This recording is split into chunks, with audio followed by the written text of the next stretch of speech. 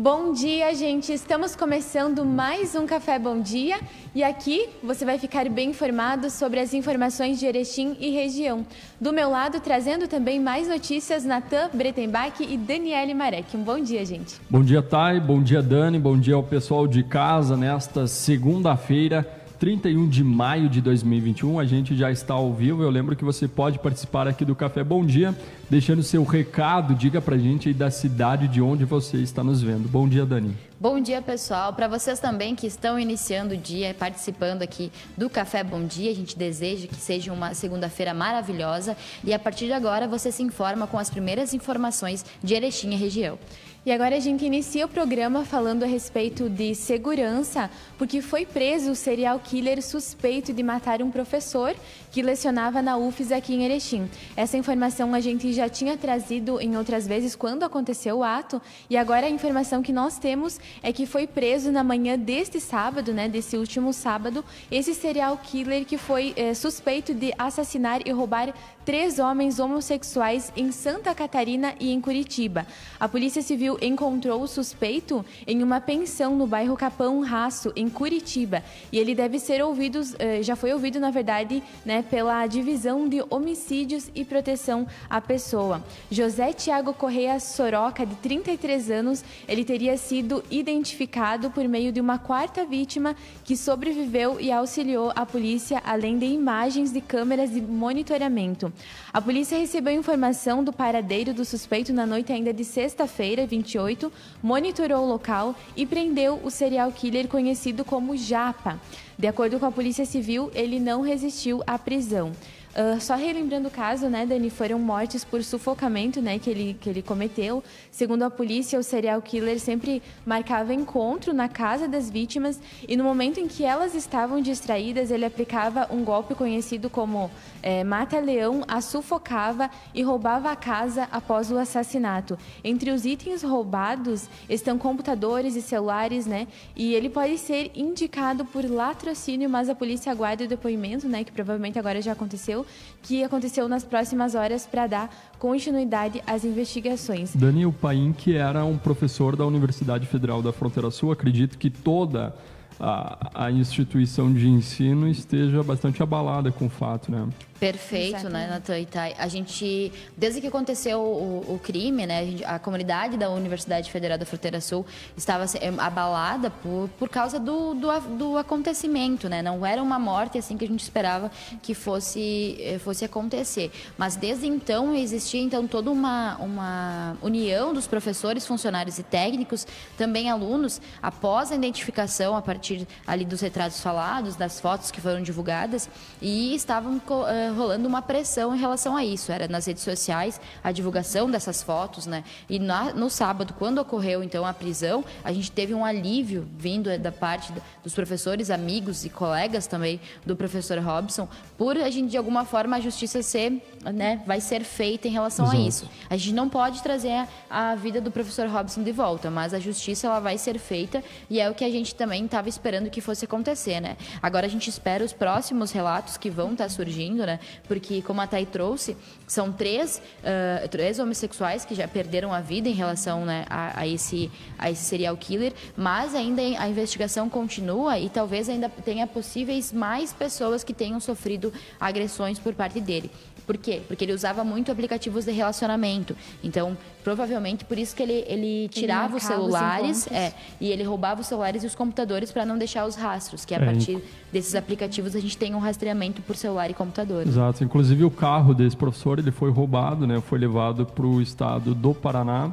E esse professor que era doutorando em geografia em uma universidade de Santa Catarina, então também esse trabalho integrado das polícias em diferentes estados também logrou êxito aí nessa operação contra esse indivíduo.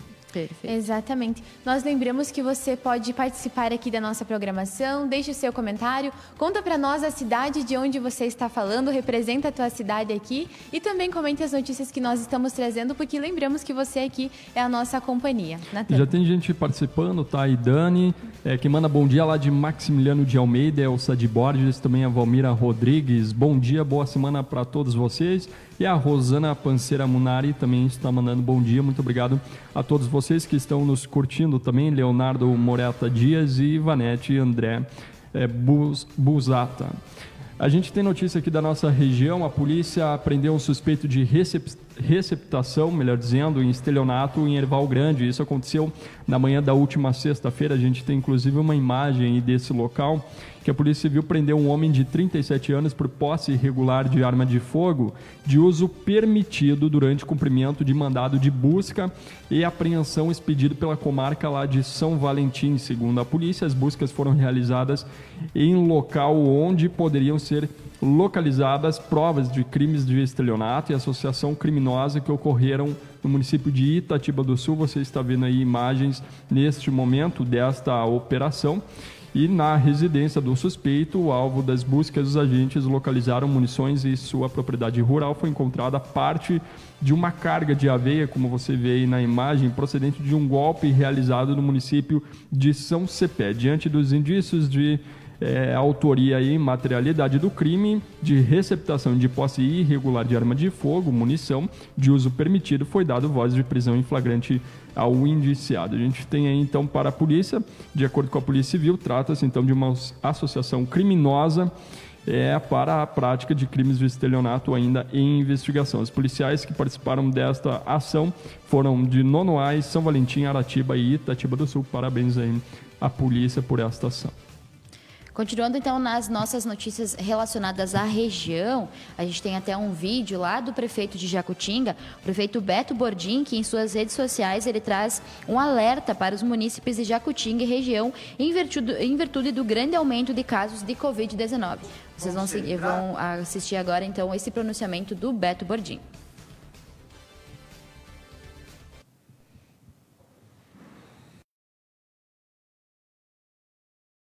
Concentrar os esforços para conseguir eliminar o vírus da nossa região.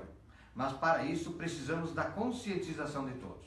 Pedimos a você do comércio, da indústria, a você que recebe pessoas na sua residência ou no seu comércio, para que tenha a maior atenção possível. Nós estamos fiscalizando, nós estamos orientando, mas algumas pessoas não compreenderam. Se você está contaminado, não saia de casa, é um crime sanitário. Estamos concentrados. Perfeito, então vocês viram o apelo do prefeito Beto Bordim em relação ao grande aumento de casos de Covid na região, tanto de Erechim quanto também de Jacutinga. Então a gente traz também para você, que é lá de Jacutinga, esse alerta, né, para nossa região, que também a gente precisa ter essa atenção não somente aqui em Erechim, que é o polo central, mas também na nossa região aqui do Alto Uruguai. Exatamente. E agora, Dani e Natan, pessoal que está nos assistindo, uma situação que provocou muitas diferentes cidades na região do Alto Uruguai foi o temporal que atingiu várias cidades, né, aqui do Rio Grande do Sul no último sábado. A informação que nós temos, ela já está aqui em nosso site e realmente esse temporal ele acabou mobilizando os bombeiros e voluntários, bombeiros voluntários e militares aqui na região, né? Informações do Alan Dias, né, o nosso repórter. O temporal que atingiu o Alto Uruguai na noite da última sexta-feira, ele provocou danos em diferentes municípios e mobilizou as forças de pronta resposta aqui da região. De acordo com os relatos, em Erechim ocorreu o destelhamento de pelo menos uma casa na rua Henrique Schering, a queda de uma árvore na Avenida Mentas Maciel e diferentes pontos de alagamentos, né? Na ERS 211, entre Erechim e Jacutinga, foi registrada a queda de 3 árvores que obstruíram ali parcialmente a via. Em Campinas do Sul, também ocorreram destelhamentos de residências e a queda de um poste de energia elétrica na rua Hermínio Carbonari. E já em Jacutinga, parte do município teria ficado sem luz. E em São Valentim também foi registrado o destelhamento de 2 residências, né? Atuaram nesse atendimento das ocorrências a Força Voluntária do Alto Uruguai, a Defesa Civil de Erechim, os Bombeiros Voluntários de Campinas do Sul, né? Também ali de São Valentim, E o Corpo de Bombeiros militar aqui de Erechim, segundo dados divulgados, a média de chuva ela variou de 85 milímetros a 32 milímetros nos municípios e o vento chegou a 40 quilômetros por hora. Também houve queda de granizo em algumas regiões. Bem o que a gente comentava, né, nas últimas semanas, já era esperada realmente essa chuva, né, que viria principalmente na sexta e no sábado, e tinha alertas que ela poderia causar esses estragos, né, o que acabou acontecendo, a gente acompanha aqui na região. Ainda bem que não temos assim informação que, né, pessoas ficaram feridas ou algo nesse sentido. Realmente ali as forças de segurança, né, atuaram e conseguiram ali auxiliar essas pessoas que de certa forma acabaram tendo ali a sua casa destelhada, né, tiveram algum dano ali material, né, digamos assim. E vamos mudar um pouquinho de assunto, falando ainda aqui da nossa região. A alimentação, ela é um dos fatores básicos para as crianças, mas muitas vezes a gente observa que as crianças muitas vezes não gostam de uma fruta, mas vai dos pais e principalmente das escolas aí também incentivarem essas crianças a se alimentarem com esses produtos, digamos assim, naturais, né? E uma forma de fazer isso diferenciada é fazendo bichinhos, enfim, formatos que dão a essas crianças mais apetite na hora da alimentação. Então, para isso, pensando nisso, a Escola de Educação Infantil Primeiros Passos, lá de Áurea, vem incentivando essa alimentação saudável para as crianças. O primeiro contato com esse tipo de alimento nem sempre é agradável, como a gente comentava antes, né? E aceito nas primeiras tentativas. Então, nesse contexto, melhor dizendo, a escola buscou tornar o cardápio atrativo, divertido e ao mesmo tempo saudável. Olha só o que eles fizeram. No Dia das Crianças, neste dia, melhor dizendo, as crianças se deliciaram com o lanche em forma de leãozinho. A gente tem um vídeo para mostrar para o pessoal de casa dessas crianças lá de Áurea. Até que a gente busca esse vídeo. O cardápio de purê com batatas e carne foi incrementado com leguminosas e tornou-se um lanche divertido e nutritivo para as crianças lá de Áurea. Vamos conferir.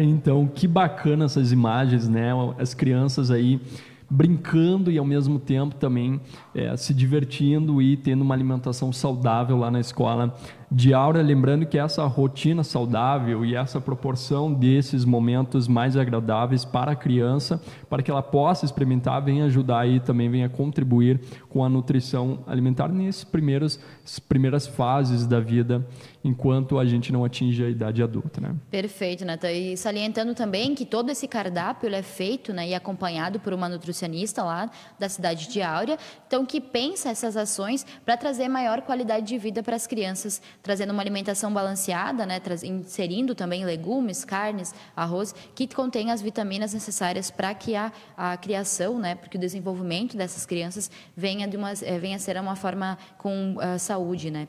E pessoal, agora a gente traz uma informação que já consta no nosso site do Jornal Bom Dia, que morreu na madrugada dessa segunda-feira, dia 31, em Porto Alegre, na Santa Casa, a primeira rainha do Clube do Comércio de Erechim, Ruth de Francesco Amorim, aos 94 anos. A Ruth, ela era conhecida aqui na cidade por ser, então, a primeira rainha do Clube do Comércio, e ela faleceu em decorrência de um câncer que havia sido diagnosticado há alguns anos, né? Quando ela fez a extração de um dente, ela foi encaminhada, então, para uma biópsia e, a partir disso, foi constatado, então, esse câncer que ela vinha tratando até então. Infelizmente, na madrugada desse dia 31, dessa segunda-feira, ela acabou, então, deixando ali, partindo, deixando também a família, né?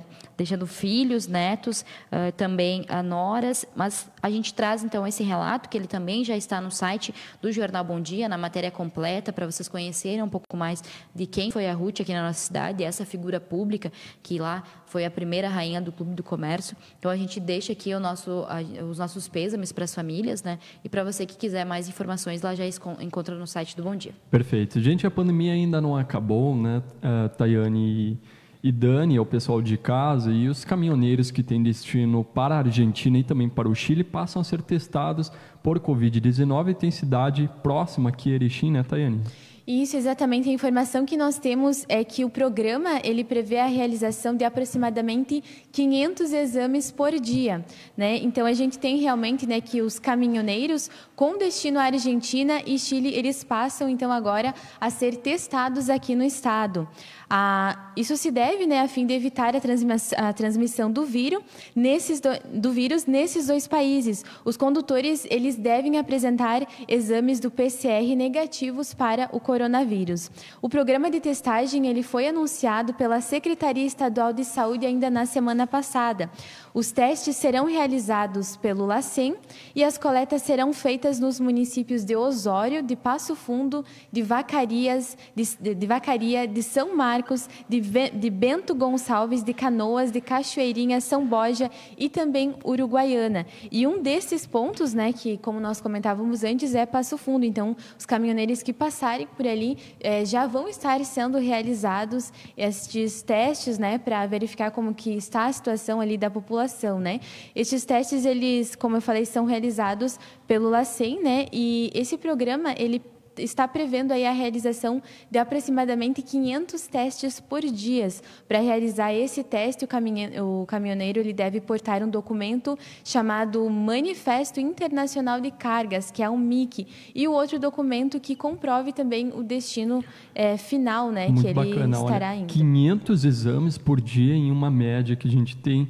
Lembrando que essa classe, eles nunca pararam, inclusive quando pararam, fizeram um tamanho, um estrago tamanho assim que a gente viu por todo o Brasil, a paralisação com a falta de recursos, enfim, de muitas obras que acabaram parando porque os caminhoneiros estavam parados e o material não chegava até os seus destinos. Inclusive foi marcado também um período com bastante ações, né, protestos. Eu lembro assim que teve vários protestos ali nas rodoviárias, nas estradas, né, porque realmente é uma classe assim que se precisa eles pararem, tudo né? para também, né, bem complicado. Exato, precisa ser valorizado. E com certeza uma forma da gente testar esses profissionais é sim nas estradas, né?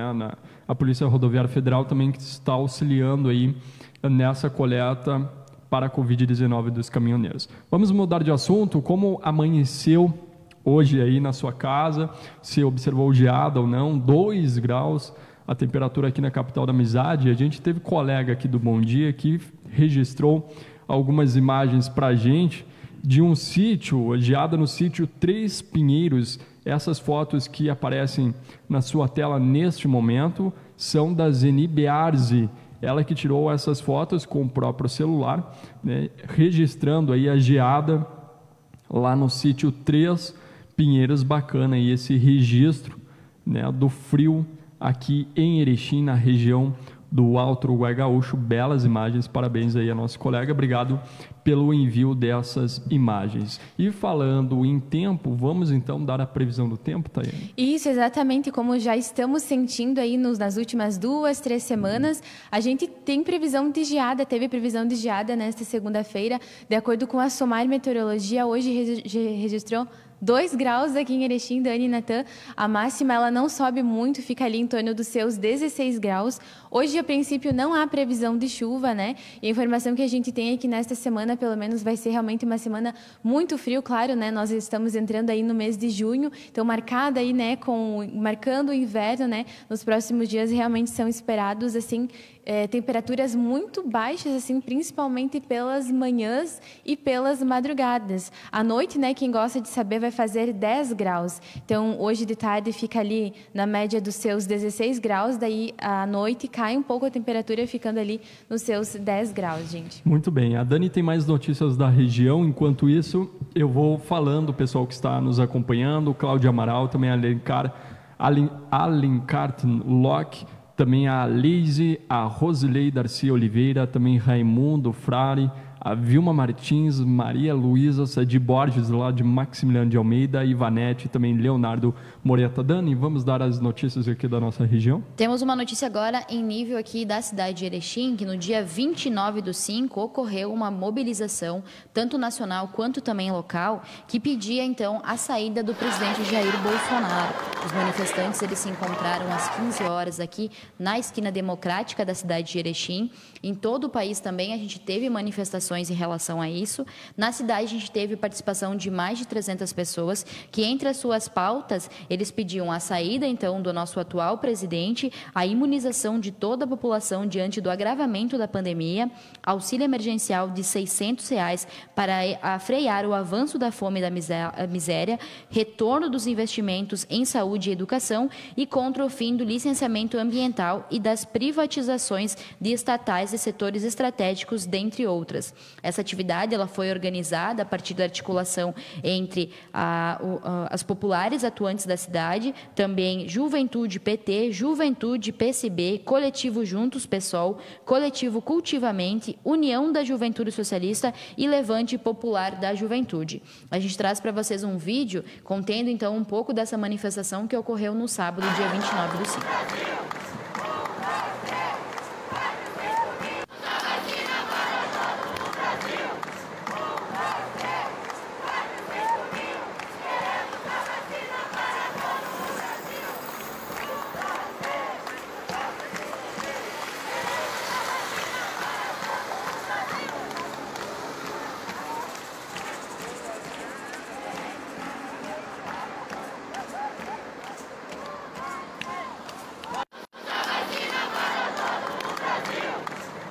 Perfeito, vocês conferiram então a manifestação que ocorreu aqui em Erechim, salientando que em todo o Brasil houve manifestações, São Paulo, nas grandes cidades, Porto Alegre também teve um grande número de pessoas que faziam então as suas reivindicações em relação à estrutura que a gente se encontra hoje aqui no governo nacional e também nas pautas como a vacinação de toda a população. Quem também nos acompanha aqui de Erechim é a Jandira da Silva, a Rosana Pancera Munari, também a Rosilei Darcy Oliveira, que a gente estava mostrando ontem a questão da alimentação das crianças lá de Áurea. Ela comenta o seguinte: bom dia, Tayane e colegas, parabéns para a professora lá de Áurea, que todos tenham uma boa semana abençoada.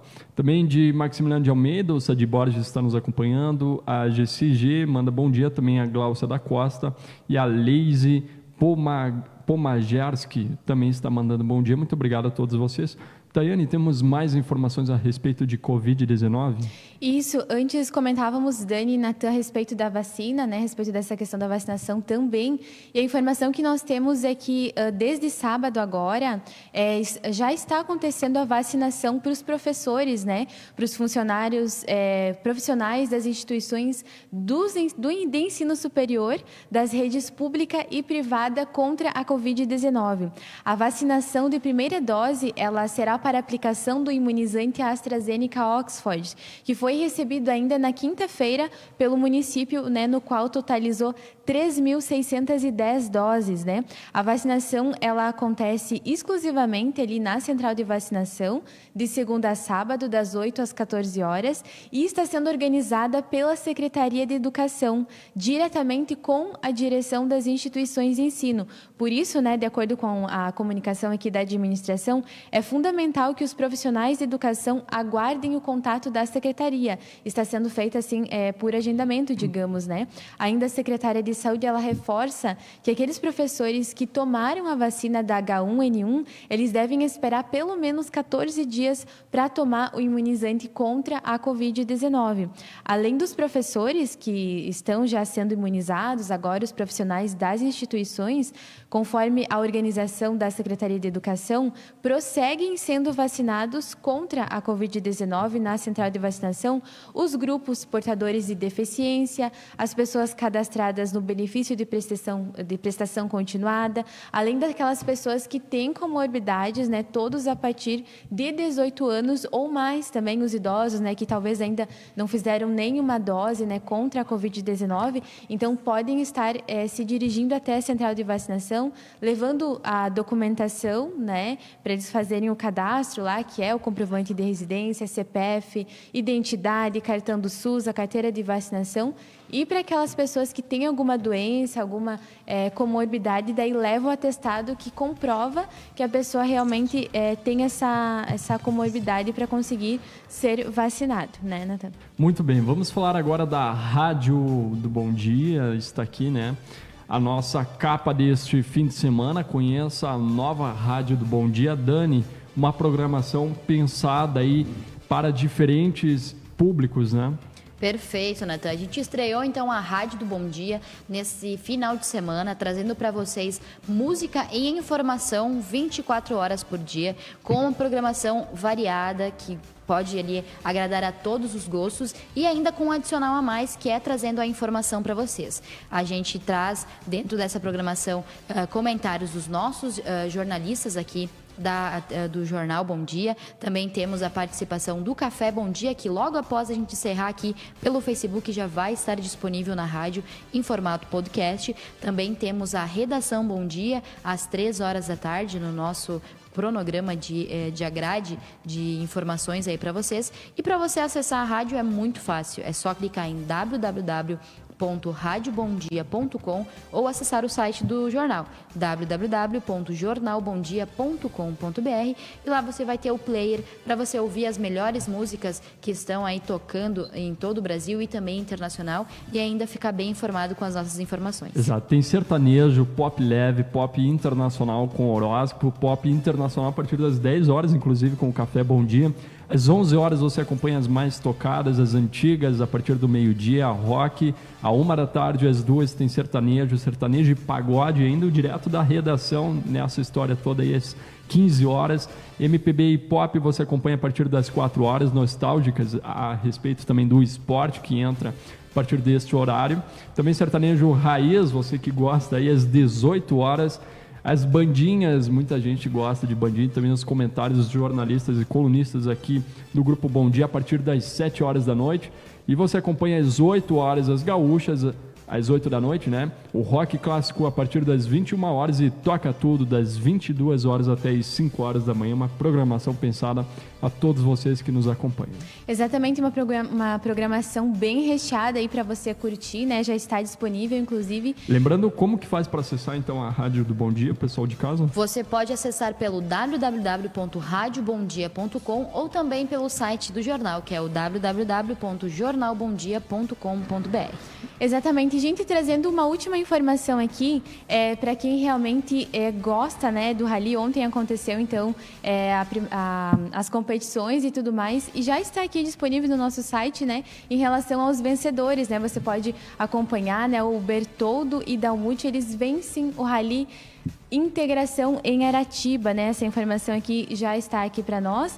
Então, percorrendo as 8 especiais do Rally Integração 2021 com o menor tempo em 49 minutos, né? E 50. A dupla Ulisses Bertoldo e Marcelo Dalmuth, né? Na categoria Rally 2 4x4, venceu neste domingo, então, a etapa de abertura do Campeonato Gaúcho de Rally de Velocidade. Foi balizada por protocolo sanitário, né? Devido aos cuidados de prevenção à Covid-19. A etapa recebeu 20 carros no grid de largada e passou por trechos em estradas de terra que circundaram as belas paisagens às margens do Lago da Usina Itá, na cidade de Aratiba, aqui no norte do Rio Grande do Sul.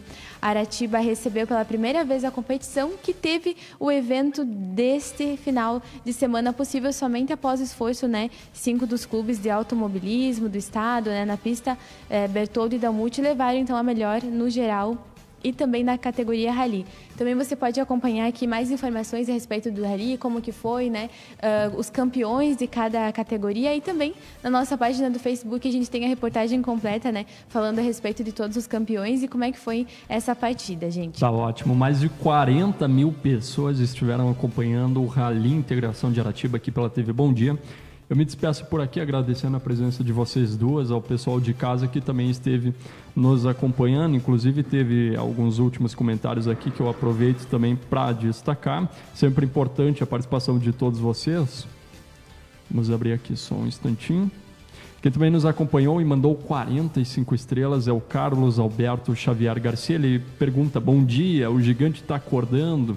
Também Maria Camargo manda bom dia, e a Gláucia da Costa também está nos desejando um ótimo dia. Obrigado, gente. Até mais. Muito obrigada, Natan. Dani, também a você de casa, nosso muito obrigada. E amanhã estaremos de volta, né, com mais Café Bom Dia e mais informações. Isso mesmo, obrigada, pessoal. Para você de casa também, muito obrigada pela companhia, para a gente iniciar sempre junto a semana aqui no Café Bom Dia. Ressaltando, então, que daqui a pouquinho já está disponível o café também em versão podcast na Rádio do Bom Dia. E a gente espera vocês amanhã. Até lá!